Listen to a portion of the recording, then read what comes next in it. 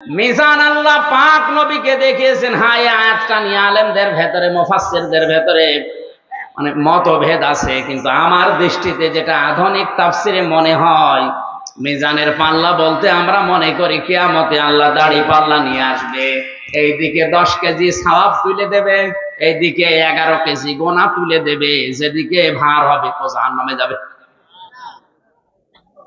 কোন জিনিস কি এইভাবে মাপামাপি করবে? বলেন বলেন।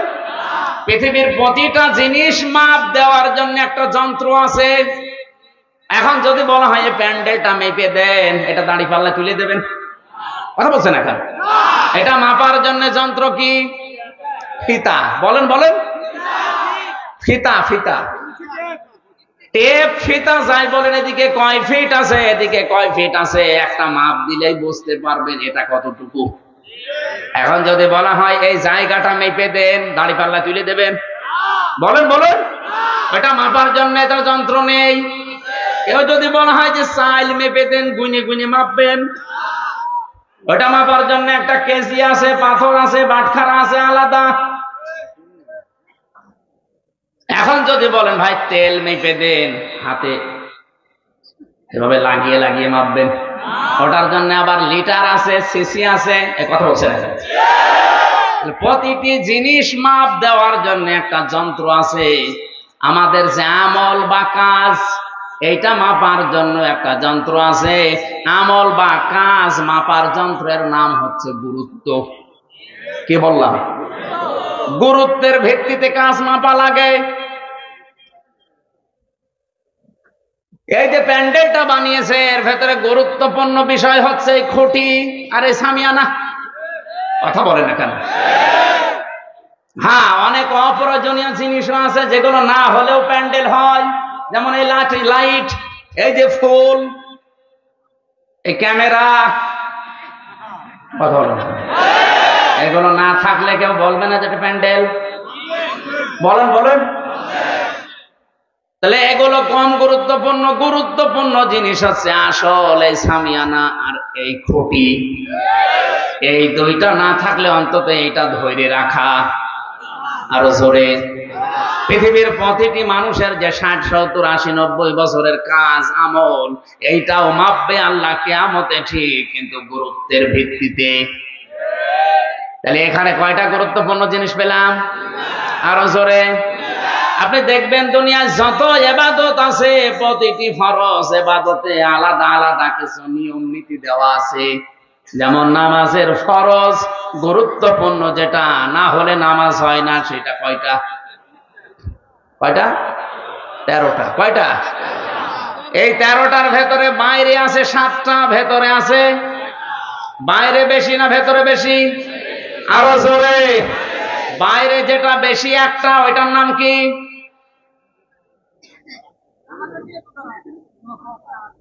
শরীর পাক। কি পাক? শরীর মানে কি শুধু 3.5 হাত বডি? আরো জোরে বলেন। আমার এইটা যেমন একটা শরীর, এই পরিবারটা একটা শরীর, এই সমাজটা একটা শরীর, এই দুনিয়া একটা শরীর। নবীজি এজন্য জানিয়েছেন তামাম দুনিয়ার কোন জায়গায় এক প্রান্তে যদি একটা মুসলমান কষ্ট পায়, তোমাকে ইমানের তাকিদে কষ্ট পাওয়া লাগবে, কারণ তামাম দুনিয়ার মুসলমানেরা হচ্ছে একটা শরীরের মতো।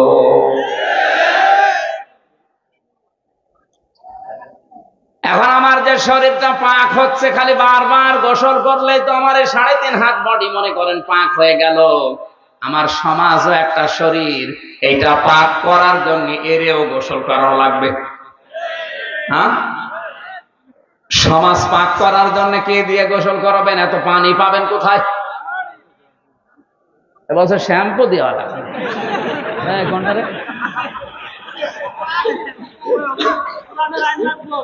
হ্যাঁ, কথা শোনে। এখন এটা কি সদরদি না? এই সদরদি থেকে ভাঙ্গা পর্যন্ত মনে করেন ওখানে মসজিদ আছে, হেঁটে যাচ্ছেন মসজিদে নামাজ আদায় করার জন্য, হঠাৎ রাস্তার পাশে দাঁড়িয়ে আছে পরিমণি। কে? এখন যদি দেখে বলেন আস্তাগফিরুল্লাহ নাউজুবিল্লাহ, এই বলে আপনি চলে গেলেন, নামাজে দাঁড়িয়েছেন, আল্লাহু আকবার বলার পরে আপনি সুবহানাকা আল্লাহুম্মা পড়ছেন আর মনে মনে বলছেন, আল্লাহ আমি কি দেখলাম? আমি কি বেশি বলে ফেললাম? আপনার নামাজ তাহলে হবে? তাহলে নামাজ ভাঙার কারণ কয়টা বললাম? হ্যাঁ, কি সঞ্চাল 19টা কয়টা? নামাজের 1 নাম্বার ভাঙার কারণ কি? কোরআন শরীফ অশুদ্ধ পড়া। 7 নাম্বার কারণটা হচ্ছে নামাজের ভেতরে আমলে যদি কেউ কাসির করে, নামাজের ভেতরে আছে কিন্তু মন নামাজে নেই, পরিমনির কাছে নামাজ হবে, নামাজ শেষ। আপনি নামাজ পড়তে গেলেন 2 কিলোমিটার দূরে, নামাজেও দাঁড়িয়েছেন, দেখে এসেছেন, আপনি নামাজের ভেতরে মনে হচ্ছে আল্লাহ আমি কি দেখলাম, আপনার নামাজ হবে না। আরো জোরে বলেন। তাহলে পরিমনিকে মেরে ফেলা লাগবে। হ্যাঁ, কি করা লাগবে? পরে পর্দা দেওয়া লাগবে, পাক করা লাগবে, পবিত্র করা লাগবে। ওইটাও সমাজের অংশ, ওটা একটা শরীর না। বলেন বলেন।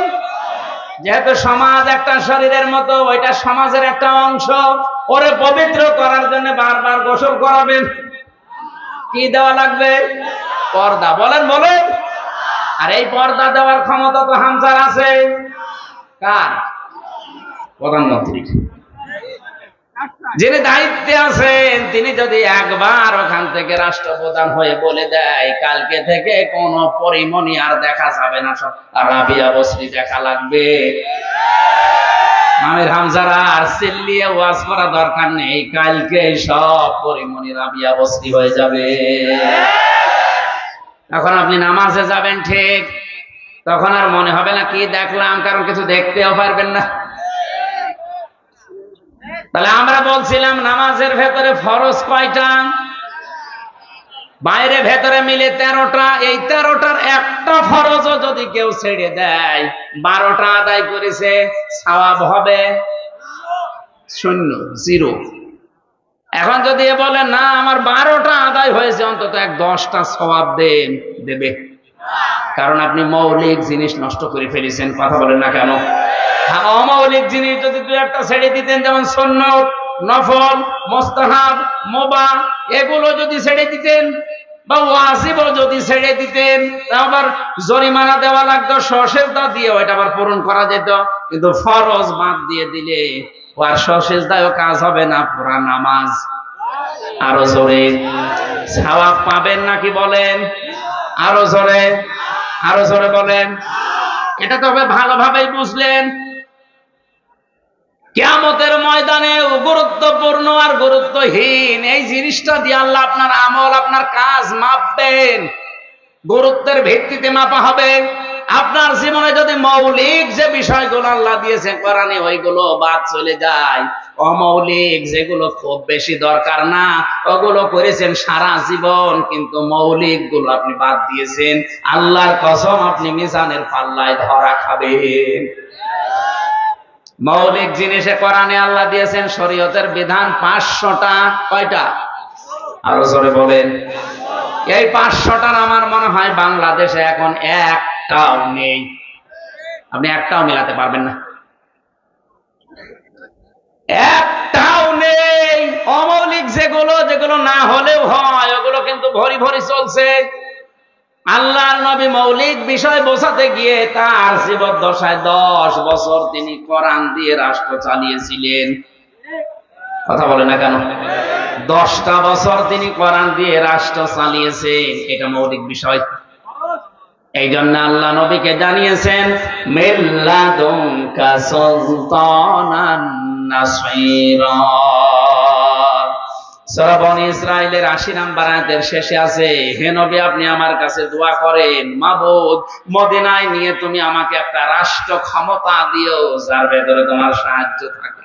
সুবহানাল্লাহ বলতে পারেন না? কারণ রাষ্ট্রীয় ক্ষমতা ছাড়া এমন এমন ইবাদত আছে যেগুলো ইচ্ছা করলেও করা যায় না। বলেন। আজ এই মৌলিক বিষয়গুলো বলতে গেলে অনেকে রাজনীতি মনে করে উঠে চলে যায় না, ফরিদপুরে নেই? আপনি অমৌলিক বিষয়গুলো বললে তা ধরে শোনেন, আর মৌলিক বিষয়গুলো বললে রাজনীতি মনে হয় আপনার কাছে। আমার মনে হয় নবীজি যদি এখন জীবিত থাকতেন আর ফরিদপুরে এসে এভাবে ওয়াজ করতেন, আপনার কাছে রাজনীতি মনে হইতো। এজন্য সহজ ভাষায় বলছে মৌলিকটা বাদ দেবেন না। মান তামাসসাকা বিসুন্নতি ইনদা ফাসাদি উম্মতি ফালাহু আজরু মিয়াতি শাহীদ। আমার উম্মতের যখন দুরবস্থা চলবে, ওই সময় যদি আমার কোন উম্মত একটা মরা সুন্নাত জিন্দা করতে পারে, কিয়ামতের দিন সে 100 গলা কাটা শহীদের সওয়াব নিয়ে উঠবে। আমি হিসাব করলাম, হাদিসটা পড়ে দেখি মরা সুন্নাত কোনটা? টুপি মাথায় দেওয়া। বলেন না, এটা মরা না। কেউ মাথায় দেয়, কেউ মাথায় দেয় না, এটা মরে যায়নি। দাড়ি রাখা সুন্নাত, এটাও মরা না, কেউ রাখে কেউ রাখে না। একবার বলে না কেন? মেসাক করা সুন্নাত, এটাও মরে যায়নি, কেউ করে কেউ করে না। দস্তরখানা বিছিয়ে ভাত খাওয়া সুন্নাত, এটাও মরা না, কেউ খায় কেউ খায় না। আমার এই শত দৃষ্টিতে যে ধরা পড়েছে মরা সুন্নাত ওইটা। 10 বছর নবী কোরআন দিয়ে রাষ্ট্র চালিয়েছেন, 53 বছরের একদিনও কোরআন দিয়ে রাষ্ট্র চলেনি। এটা কি সুন্নাত? আরো জোরে, জোর হলো না? এই মরা সুন্নাতের কথা যখন আমরা এই রজব মাসে 14টা কর্মসূচি দিয়ে বলতে যাই, তখনই কিছু মানুষের গাত্রদাহ শুরু হয়, বলে এবার রাজনীতি হচ্ছে। পরিমাণ থাকার কথা বলেন বলেন। ও যদি 10 বার হজ করে, ওটা বেঈমান। নবীজি নিজে রাষ্ট্র চালিয়েছেন 10 বছর, উনি প্রধানমন্ত্রী ছিলেন, আর আপনার এই কথা শুনলে রাজনীতি মনে হয়? নবী এখন বেঁচে থাকলে আপনি উল্টা পাল্টাই বলতেন। এজন্য কিয়ামতে মৌলিক বিষয়গুলো যেন আমাদের বাদ চলে না যায়। নবীজিকে আল্লাহ মিজানের পাল্লা দেখিয়েছেন, যত নিদর্শন গুলো একটা একটা করে দেখিয়ে 27টা বছরে 14টা জিনিস তাকে শেখালেন। এবার নিয়ে আসলেন দুনিয়ার ধরাধামে, নিয়ে আসলেন বিশ্ব নবীকে আল্লাহ যে 14টা জিনিস এই রজব মাসে দিয়েছেন, আমি একটা একটা করে এবার সিরিয়াল করে বলছি। এই শেষ করে দেব?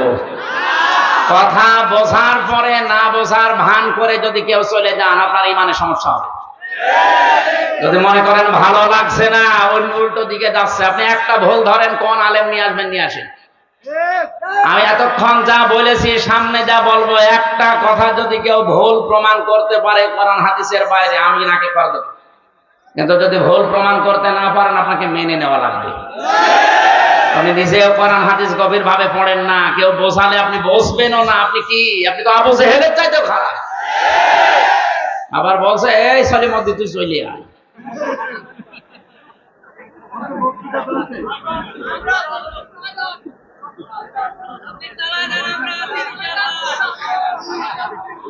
আল্লাহ রাব্বুল আলামিন যে 14টা জিনিস তাকে দিয়েছিলেন, প্রথম নাম্বারে আল্লাহ ঘোষণা দিচ্ছেন, দুনিয়াতে যাওয়ার পর আপনার উম্মতের কাছে আপনি বলবেন, ওয়াকাদা রাব্বুকা আল্লা তা'বুদু ইল্লা ইয়্যাহু ওয়া বিল ওয়ালিদাইনি ইহসানা। জোরে বলেন আল্লাহু আকবার। আল্লাহ পাক বলেন, আমি ফয়সালা দিয়ে দিলাম, লিখে দিলাম, আমি সিদ্ধান্ত নিয়েছি, রায় দিয়েছি যে আমি আল্লাহ ছাড়া কারো ইবাদত করা যাবে না। এই কথাটা মিরাজ থেকে নবীকে আল্লাহ দিয়েছেন। তাহলে আল্লাহর রায় প্রথম নাম্বারে হচ্ছে আল্লাহ ছাড়া কারো ইবাদত চলবে না। কথা বলেন ঠিক কিনা? এখন আল্লাহ ছাড়া ইবাদত পৃথিবীতে এখন আছে না নেই? এখানে কজা শব্দের ব্যাখ্যায় আমি পেয়েছি রায়। রায় হয় দুনিয়ায় প্রায় 4 প্রকার। আমাদের বাংলাদেশে যারা আদালতে আছে, তাকানি দেশে রায় হয় কয় প্রকার বলেন না কেন? ফরিদপুরের যে রায় হয়, ম্যাজিস্ট্রেট কোর্ট থেকে আপনার বিরুদ্ধে রায় দিয়েছে, আপনি যদি বলেন আমি মানি না, তাহলে আবার আরেকটা মামলা হবে। এতটুকু বলা যায় যে আমি ন্যায় বিচার পেলাম না, আমি আরো উপরে যাব। যান জজ কোর্টে যান। জজ কোর্ট থেকে আপনার বিরুদ্ধে যদি রায় হয়, আপনি বলতে পারবেন না মানি না। এতটুকু বলা যায় যে আমি ন্যায় বিচার পাইনি, আমি ঢাকাতে হাইকোর্টে যাব। কোথায়? হাইকোর্ট থেকেও আপনার বিরুদ্ধে রায় এসেছে, আপনি বলতে পারবেন না আমি মানি না, তাহলে রাষ্ট্রদ্রোহী মামলা হবে। এতটুকু বলা যায় যে আমি ন্যায় বিচার পেলাম না, আমি আরো উপরে যাব, যান সুপ্রিম কোর্টে যান। কোথায়? সুপ্রিম কোর্ট থেকে যে 6 জন প্রধান বিচারপতির আন্ডারে কাজ করে, এখন যিনি প্রধান বিচারপতির দায়িত্বে আছেন, নেত্রকোনায় বাড়ি, কি নাম কি ওনার? না না, ফয়েজ কি হাসান যেন, ওবায়দুল হাসান, কি নাম? ওবায়দুল হাসানের নেতৃত্বে যে মানুষগুলো কাজ করছে বিচারপতির সুপ্রিম কোর্ট থেকে, আপনার বিরুদ্ধে যদি রায় আসে, আপনি যদি বলেন আমি মানি না, চলবে? শুধু আপনি না, এদেশের 18 কোটি মানুষ ওই রায় মেনে নিতে বাধ্য, কারণ ওনাদের উপরে এদেশে আর কোন কোর্ট, বলেন বলেন, ওবায়দুল হাসানের উপরে কোন বিচারপতি এদেশে আর, তাহলে উনি একবার রায় দিলে আপনি না, আপনার বাবা না, এদেশের 18 কোটি মানুষ মেনে নিতে বাধ্য। আমার মাঝে মাঝে মনে হয় প্রধান বিচারপতি ওবায়দুল হাসানের চাইতে আমার আল্লাহর ক্ষমতা একটু কম, না মানে কতটুকু বেশি? আল্লাহ পাক বলেন, ইয়া মা'শারাল জিন্নি ওয়াল ইনসি ইসতাতা'তুম আন তানফুযু মিন আকতারিস সামাওয়াতি ওয়াল আরদ ফানফুযু লা তানফুযুনা ইল্লা বিসুলতান ফাবিআইয়ি আলা'i রাব্বিকুমা তুকাদ্দিবান। জবান খুলে কোরআনের এই আয়াতটা পড়েন, ফাবিআইয়ি আলা'i রাব্বিকুমা তুকাদ্দিবান। আল্লাহ পাক এই আয়াতটা এত বারবার এজন্য দিয়েছেন, হে পৃথিবীর জিন আর মানুষেরা, আমার আইন মানতে যদি ভালো না লাগে, আমি যে রায় দিয়েছি কোরআনে, আমার রায়গুলো যদি পছন্দ না হয়, আমার আসমানের নিচে জমিনের উপর থেকে বের হয়ে যা, কোথায় যাবি, যেখানে যাবি ওই জায়গা আমার। কথা বলে না কেন? বাংলাদেশের 56,000 বর্গ মাইল, প্রধান বিচারপতির সর্বশেষ রায় মেনে না নিলে আপনাকে কিয়ামতের আগে দেশে থাকতে দেবে না, অবশ্যই আপনাকে বের করে দেবে। কথা বলে না কেন? হ্যাঁ, এই দেশ থেকে আপনি অন্য দেশে নাগরিকত্ব নিয়ে হয়তো বসবাস করতে পারবেন, আল্লাহ পাক যে রায় দিলেন ওই রায় না মেনে আপনি কোথায় যাবেন? ভারতে, ওইটা কার? কথা বলেন। আমেরিকায় যাবেন, ওইটা কার?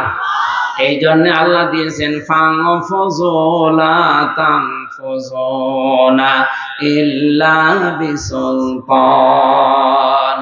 কোথায় যাবি, যেখানে যাবি ওই জায়গার রাজত্ব আমি আল্লাহর। সুতরাং আমার জমিন, আমার আসমান ছেড়ে যাওয়ার কোন জায়গা নেই, বাধ্য হয়ে তোরে আমার রায় মানা লাগবে। মেরাজের প্রথম শিক্ষা হচ্ছে আল্লাহ ছাড়া কারো ইবাদত আজকে থেকে, আরো জোরে, ইবাদত এই শব্দটা ব্যাপক অর্থবোধক। জীবনে আমি 9টা ইবাদত মিলিয়েছি, ব্যক্তিগত জীবনের ইবাদত আছে না নেই? আরো জোরে বলেন। ব্যক্তিগত জীবনের ইবাদত কি? মানুষের সাথে আপনি কথা বলবেন কি করে, এখানেও ইবাদত আছে না নেই? আকুলু লিন-নাসি হুসনা। আল্লাহ পাক বলেন মানুষের সাথে কথা বলো, ভালো ভালো কথা, হাসি মুখে। এর ব্যাখ্যায় হাদিস পেয়েছি, নবীজি বলেন কেউ যদি জানতে চায়, বুঝতে চায়, দেখতে চায় যে আমার ইবাদত বন্দেগী কবুল হচ্ছে কিনা, তাহলে তার লক্ষ্য করা উচিত তার আচরণটা মানুষের সাথে কেমন। ওর আচরণ যদি উত্তম হয়, ভালো হয়, ওর মুআমালাত মুআশারাত যদি ভালো হতে থাকে, সে যেন মনে করে আমার ইবাদত পেছনেরটা কবুল হয়ে গেছে। জোরে বলেন সুবহানাল্লাহ। এই হাদিসটা মাঝে মাঝে আমার সামনে যখন আসে, আমার আচরণটা আসলে মানুষের সাথে কেমন হচ্ছে, যদি খারাপ হয়ে থাকে বুঝবেন আপনার পেছনের ইবাদত কবুল হয়নি। আর যদি পরিবর্তন হয়ে যায়, মার্জিত হয়, আপনি ভদ্র নম্র মানুষের সাথে আচরণ যদি আপনার ভালো হয়, বুঝবেন আপনার পেছনের ইবাদত আল্লাহ কবুল করে নিয়েছে। এর দলিল কোথায় আছে? 4 নাম্বার পারার 13 নাম্বার পৃষ্ঠার 13 নাম্বার লাইনের 185 নাম্বার আয়াতের মাঝে আছে, ফামান যুহসিহানিন নার ওয়া উদখিলাল জান্নাতা ফাকাদ ফাজ। ওই লোকটার জীবন সফল যাকে আমি আল্লাহ আস্তে আস্তে করে জাহান্নামের কাজগুলো ছেড়ে দেওয়ার তৌফিক দিয়েছি, আর জান্নাতের কাজগুলো করার তৌফিক তাকে দিয়েছি। জাহান্নামের কাজ আস্তে আস্তে ছেড়ে দেয়, জান্নাতের কাজ আস্তে আস্তে এগিয়ে যায়। এই লোকটার জীবন সফল। অহংকার করা জাহান্নামী মানুষের কাজ। কথা বলে না কেন? শয়তান অহংকার করেছিল, এই জন্য শয়তান অহংকারী, জাহান্নামী। এই কথা বলুন।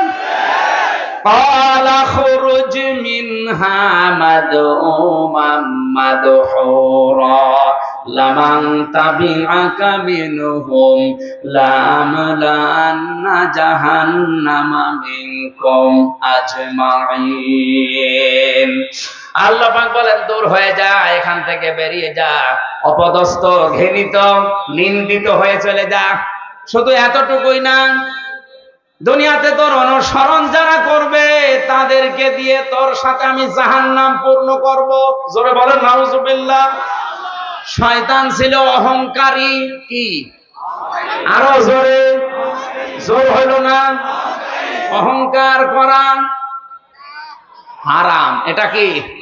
কারো ভেতরে যদি যাররা পরিমাণে অহংকার থাকে, পরে আল্লাহ জান্নাতে দেবে না, ওর জন্য জাহান্নাম ওয়াজিব। এখন অহংকার আছে কিনা বুঝবেন কি করে? ভালো করে শুনেন, খুব খেয়াল করে শুনবেন। সাহাবী প্রশ্ন করলেন, হুজুর আমার ভেতরে অহংকার আছে, আমি কিভাবে টের পাবো? নবীজি বললেন, যারা মানুষদেরকে ছোট মনে করে, হেয় প্রতিপন্ন করে, মানুষকে দাম দিতে চায় না। 2 নম্বরে যারা সত্যকে সত্য জানার পরে, বোঝার পরেও গ্রহণ না করে এবাউট টান করে চলে যায়, এর ভেতরে অহংকার আছে। বাংলাদেশে আপনি জরিপ চালিয়ে দেখেন কত মানুষ ধরা খাবে। কি বললাম? 2টা। 1 নম্বরে যারা মানুষকে হেয় প্রতিপন্ন করে, ছোট করে, দাম দিতে চায় না। 2 নম্বরে যারা সত্যকে সত্য জানার পরে, বোঝার পরে গ্রহণ না করে এবাউট টান করে চলে যায়। হযরত ইব্রাহিম আলাইহিস সালাম আমার আল্লাহকে খোঁজ করে করে তিনি পেয়েছিলেন। একবার চন্দ্রকে, একবার সূর্যকে, একবার তারাকে, একবার গাছকে। এগুলো দেখে দেখে মনে করছিলেন এগুলো মনে হয় আমার মালিক হবে। যখনই ডুবে যায় বলেন না, ডুবন্ত জিনিস আমার মালিক হতে পারে না। সর্বশেষ বলেছিলেন, ইন্নী ওয়াজ্জাহাতু ওয়াজহিয়া লিল্লাযী ফাতারাস সামাওয়াতি ওয়াল আরদা হানিফা ওয়া মা আনা মিনাল মুশরিকিন। আমরা মনে করি এটা জায়নামাজের দোয়া। আরে ভাই, এটা যে কি দোয়া আপনি আজ পর্যন্ত টের পাননি? হযরত ইব্রাহিম আল্লাহকে খোঁজ করতে করতে সর্বশেষ কথা বলেছিলেন, আমি সবার দিক থেকে মুখ ফিরিয়ে নিলাম, আমি একনিষ্ঠভাবে আমি আল্লাহর দিকে ফিরে আসলাম। আমি কিন্তু মুশরিক না। আমি কি? আমি ইব্রাহিম নবী খোঁজ করে আল্লাহকে পেয়েছিলেন, আর আমাদেরকে আলেমরা চোখে আঙ্গুল দিয়ে দেখিয়ে দেওয়ার পরেও সত্যকে সত্য জানার পরে অ্যাবাউট টান করে। আরো আসতে বলে, আমি নিচে নামবো, আর এরপরও আমার মনে হয় যারা না বোঝার ভান করে আছে, আমার কিছু করার নেই। আপনাকে দেখিয়ে দেওয়া হচ্ছে এটা সত্য পথ, হাতে কলমে চোখে আঙ্গুল দিয়ে, এরপর আপনি অহংকার করে মানতে চান না। শয়তান তো অহংকার করে গেছে জাহান্নামে। এই জন্য শয়তানের মতো অহংকারী যারা, কিয়ামত পর্যন্ত ওরা 3টা জিনিস আল্লাহর কাছে চাইবে। এখানে যদি ওই 3টা জিনিস চাওয়া মতো মানুষ থাকে, বুঝবেন আপনি শয়তান হয়ে গেছে। এক নম্বরে শয়তান বলেছিল ক্বালা আমসিরনি ইলা ইয়াউমি ইউবআসুন, হে আল্লাহ আমি হায়াত চাই, আমি বাঁচতে চাই। তাহলে বেশি দিন বেঁচে থাকার আকাঙ্ক্ষা এটা শয়তানের। আর বাঁচতে বলেন, আপনি তাকান আজ পৃথিবীতে আল্লাহ ওই দিনই বলেছিলেন যা ক্বালা ইন্নাকা মিনাল মুনসারিন, তোকে ছেড়ে দিলাম, কিয়ামত পর্যন্ত তুই হায়াত পাবি। আজ দুনিয়ার দিকে তাকালে আমরা দেখি শয়তান মার্কা মানুষগুলো বেশি দিন বেঁচে থাকে। এত মানুষ মরে, শয়তান মার্কা মানুষ মরে না। নাম ধরো লাগবে।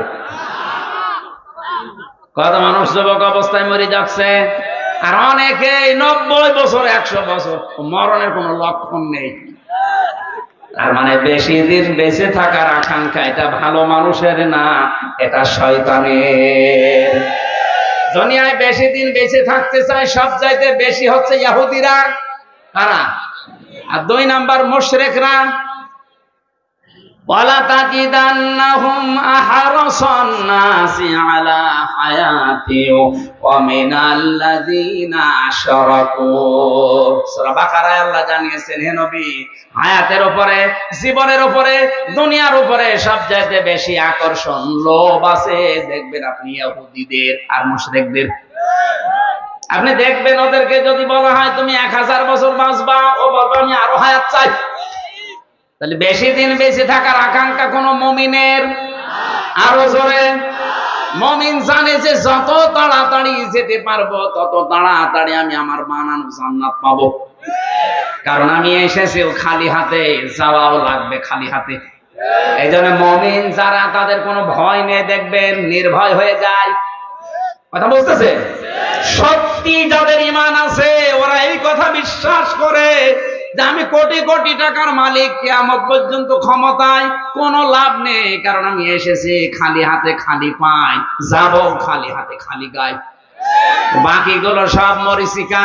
এই জন্য আয়াতের শেষে দেখবেন ওয়াল হায়াতুদ দুনিয়া ইল্লা মাতাউল গুরুর।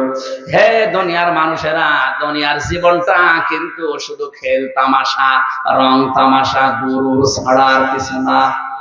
এই কথাটা আমি বানালাম, আরো জোরে। এই জন্য যাদের ঈমান আছে ওরা নির্ভয় হয়ে যায়, ওরা জানে যে আমি এসেছি মায়ের পেট থেকে একেবারে খালি, একটা পোশাকও আমার, বলেন বলেন, আবার যাবো যখন তখনও খালি, 4 আনা পয়সাও নিয়ে যাওয়া যাবে না। তা আমি কি করবো? 1000 বছর বেঁচে, আমার 500 বছর বেঁচে লাভ আছে, 5 দিনও বেঁচে লাভ নেই।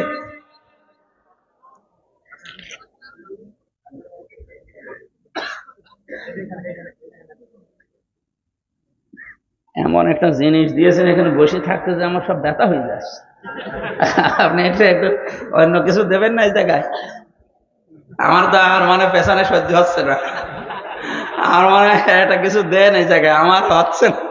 সারাদিন সারা রাত গাড়িতে তো, নাকি শেষ করে দেব? আর ভাই 14টার পয়েন্টের 1 টাকা বল চলছে, এখনো 13টা। অনেক গুরুত্বপূর্ণ বিষয় আজকে। চা দিয়েছে, চা তো মনে হয় শরবত হয়ে গেছে। হবে না? জেলখানাতে ওই যে মাওলানা হোসাইন বলছিলেন জেলখানায় আসলে 3টা বছরে বেশিরভাগ আসামি দেখলাম সব বউ মার্ডারের আসামি। হয় বউ একদম আত্মারা করে ফেলেছে, নাও মেরে ফেলেছে, কেউ ফাঁসিতে, কেউ যাবজ্জীবন, কেউ 20 বছর 30 বছর জেল। অথচ খুব গুরুত্বপূর্ণ বিষয় না, এমনি এমনি রাগ ভরে এগুলো করে। এজন্য পারিবারিক জীবনে যে দাম্পত্য কলহ চলছে এর সমাধান কি দরকার? আমি ওখানে যেহেতু আলেমদের সাথে ছিলাম, প্রায় 76 জন আলেম ছিল, টুকে টুকে টুকে টুকে রেখেছিলাম। দেবেন এটা, ওইটা দিয়ে দেন। আগের থেকে যদি দিতেন তাহলে এখন তো এখানে দাঁড়ালেই ব্যথা করছে।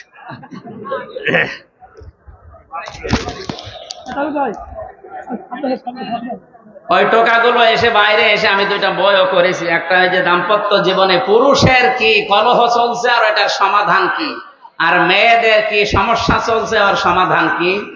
এই 2টা 130 পৃষ্ঠার বই আপনারা যাওয়ার সময় নিয়ে গেলে আপনাদের উপকার হবে, আমারও লেখা অন্তত একটু কষ্ট সার্থক হবে। কয়েকটা বই এনেছে মাত্র।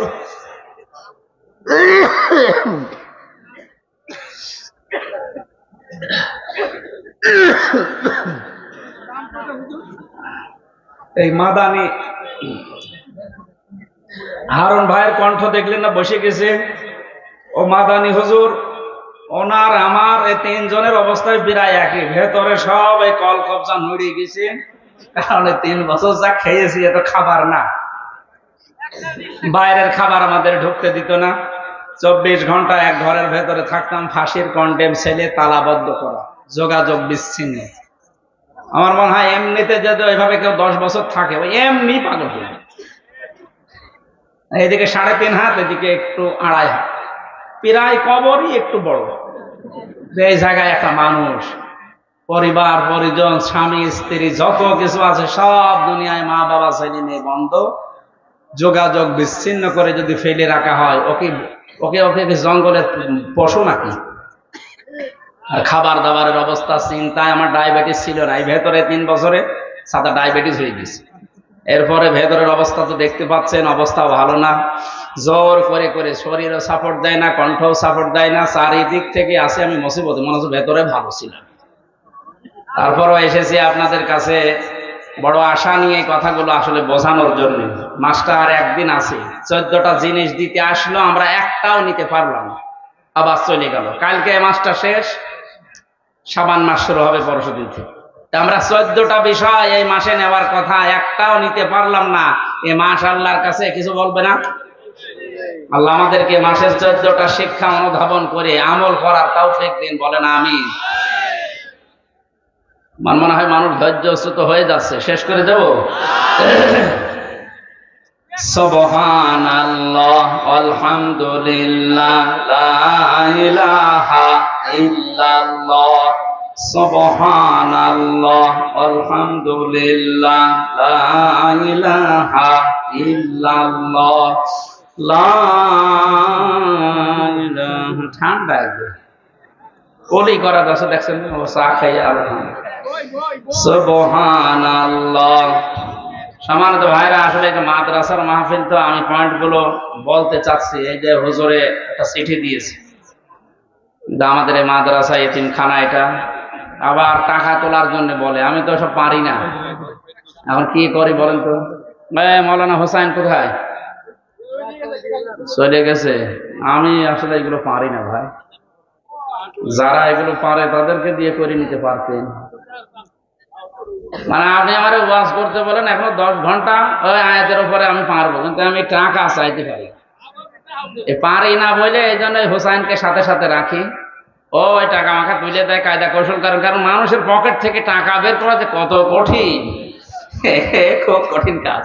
আর ও এরকম হাওয়া মাওয়া দিতে পারে, মানুষ দিয়ে দেয়। আমি আসলে পারি না, এবার আমি কি করবো ভাই, আমি পারি না। আপনি যাই লিখে দেন, আমার দ্বারা সম্ভব। বই যারা নিতে চান মোনাজাতের পরে, এই যে মঞ্চে আছে, ওই গাড়িতে আছে, কালো গাড়িতে, যাওয়ার সময় নিয়েছেন, কাজে লাগবে। স্বামীরা কিনে স্ত্রীকে দেবেন, স্ত্রীরা কিনে স্বামীকে দেবেন। আমার মনে হয় কালকে আমার আবার অনুষ্ঠান অনেক দূরে, সেই বগুড়া, রংপুরে, দিনের বেলায় সকালে। আমি মনে করলাম এখানে শেষ করে তাড়াতাড়ি চলে যাব। আপনারা তুললেন একেবারে শেষের দিকে।